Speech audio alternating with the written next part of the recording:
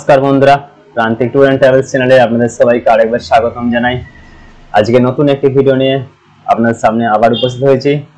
আজকের ভিডিওটা একটু অন্য রকমের। যারা 2025-এ অমরনাথ যাত্রার জন্য যারা যাবেন বলে ঠিক করেছেন, তাদের জন্য এই ভিডিওটা খুবই ইনফরমেটিভ হতে চলেছে। অমরনাথ যাত্রার জন্য আপনাদেরকে প্রথমে যে কাজটা করতে হবে সেটা হলো একটি মেডিকেল সার্টিফিকেট আপনাদেরকে কিন্তু ফিল করে নিয়ে আসতে হবে।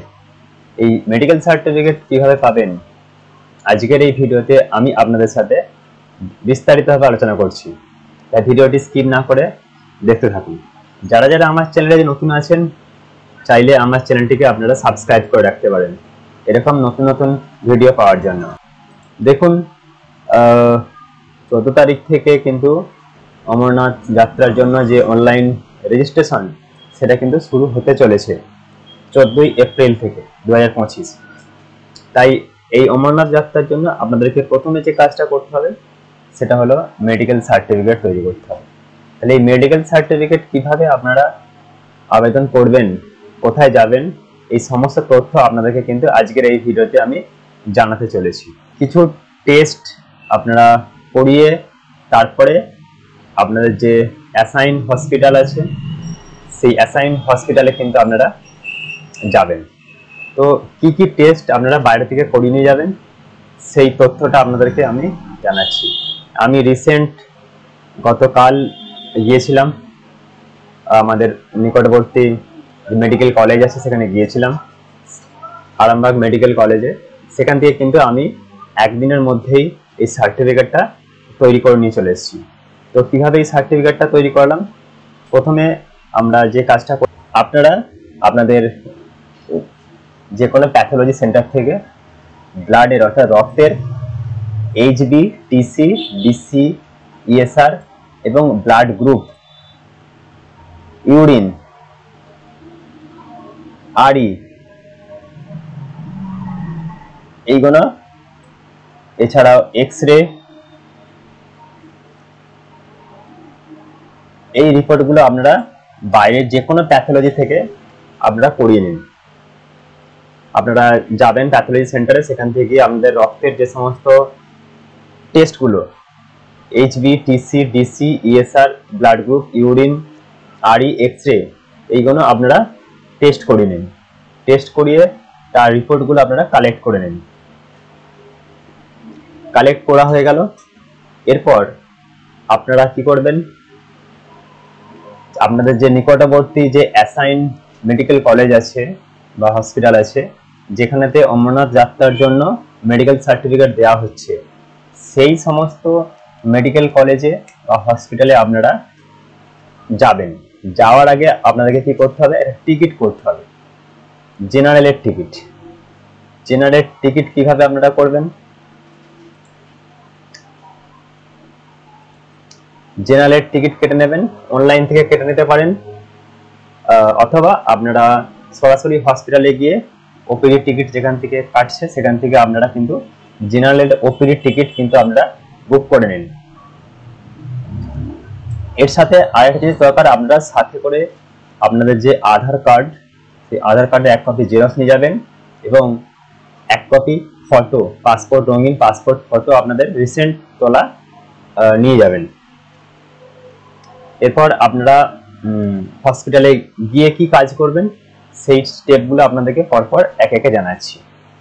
আপনারা প্রথমেই যাবেন যে যেখান থেকে অমরনাথ যাত্রার জন্য মেডিকেল সার্টিফিকেট দেওয়া হবে, আপনারা সেখানে খোঁজ করবেন।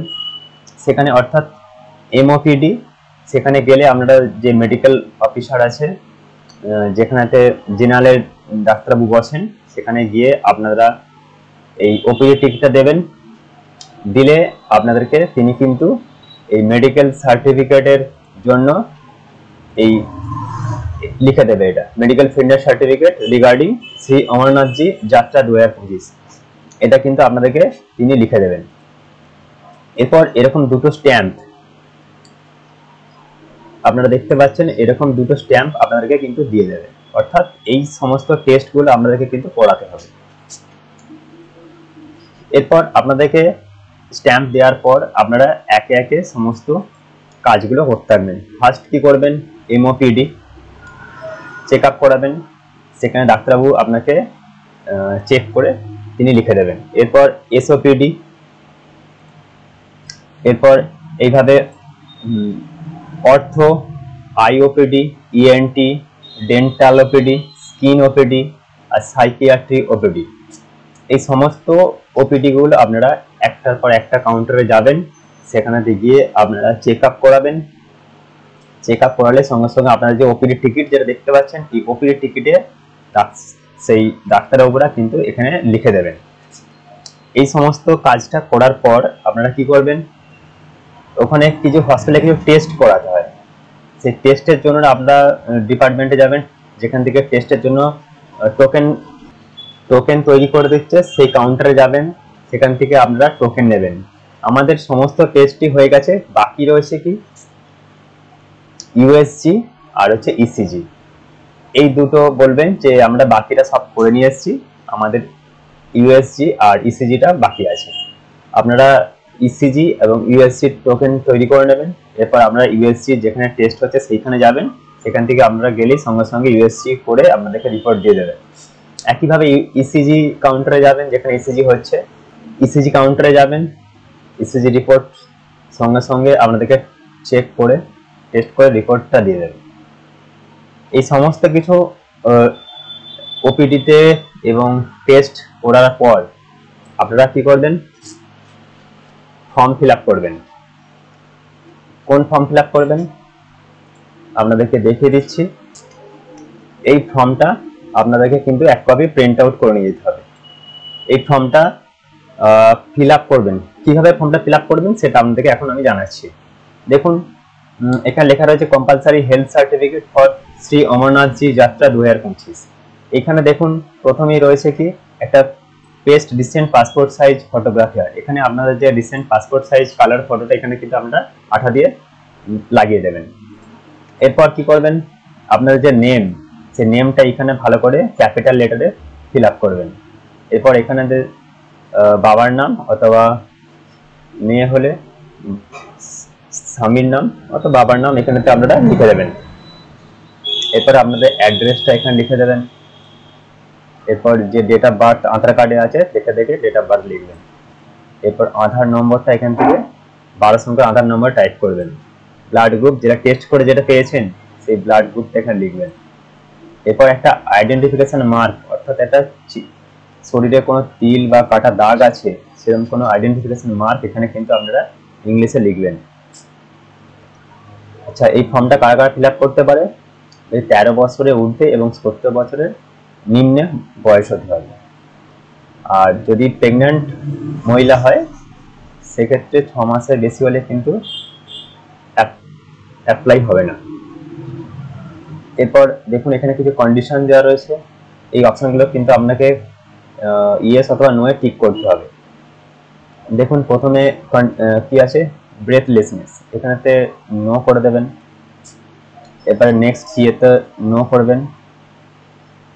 আপনাদের কন্ডিশন অনুযায়ী এই অপশনগুলো আপনারা ইয়েস বা নো এ কিন্তু আপনারা করে দেবেন। এইভাবে সমস্ত ঘরগুলো কিন্তু আপনারা এখানে ফিল আপ করে দেবেন। ফিল আপ করে দেওয়ার পর আপনারা একটু ওপর দিকে নিচের দিকে নামবেন। দেখুন এখানে রয়েছে কি যে হিস্ট্রি অফ হার্ট অ্যাটাক, যদি থাকে তাহলে লিখবেন, নাহলে নো লিখবেন। এরপরে আছে history of sudden death in family member, যদি ইয়েস হয় লিখবেন, নাহলে নো করবেন। তারপরে any major injury in the past, if yes থাকলে লিখবেন, নাহলে নো। এইভাবে এনি আদার এলমেন্ট থাকলে লিখবেন, নাহলে নো লিখবেন। এবার হিস্ট্রি অফ সার্জারি থাকলে লিখবেন, নাহলে নো লিখবেন। আর are you under any medication থাকলে লিখবেন, নাহলে নো করবেন। Are you allergic or to drugs, food or chemical থাকলে লিখবেন, নাহলে সব নো করে দেবেন। এরপর এখানে কি করবেন, ডেটটা দেবেন, যে তারিখে আপনারা হসপিটালে আছেন সেই তারিখটা দেবেন। এখানেতে কিন্তু আপনারা কি করবেন, আপনাদের যে সাইন অর্থাৎ সিগনেচার করবেন, সই করবেন।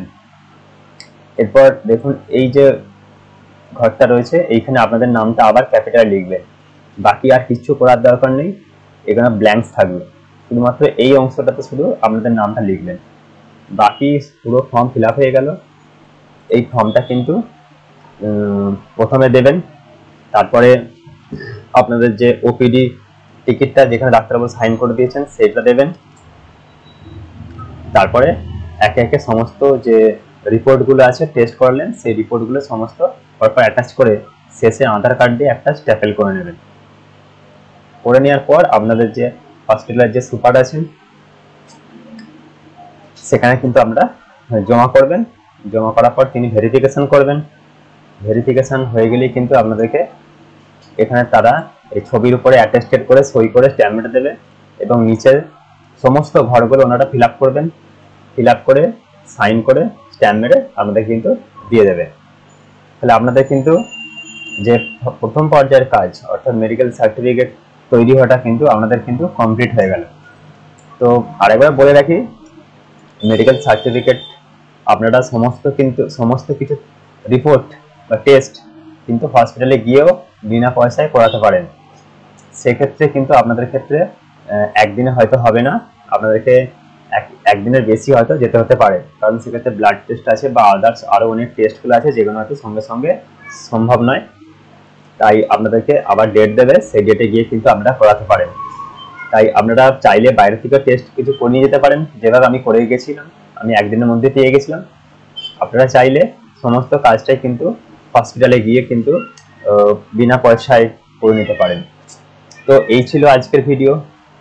এর পরের ভিডিওতে আমি দেখাবো কিভাবে রেজিস্ট্রেশন করতে হয়, কিভাবে স্লট বুকিং করতে হয়, কিভাবে পেমেন্ট করতে হবে, কিভাবে আপনারা পারমিট পাবেন। এই সমস্ত কিছু তথ্য কিন্তু আমি পরের ভিডিওতে খুব শীঘ্রই জানাতে চলেছি। তো ধন্যবাদ। এই ছিল আজকের ভিডিও। যদি ভিডিওটা ভালো লেগে থাকে একটা লাইক করে সাথে থাকবেন। ধন্যবাদ।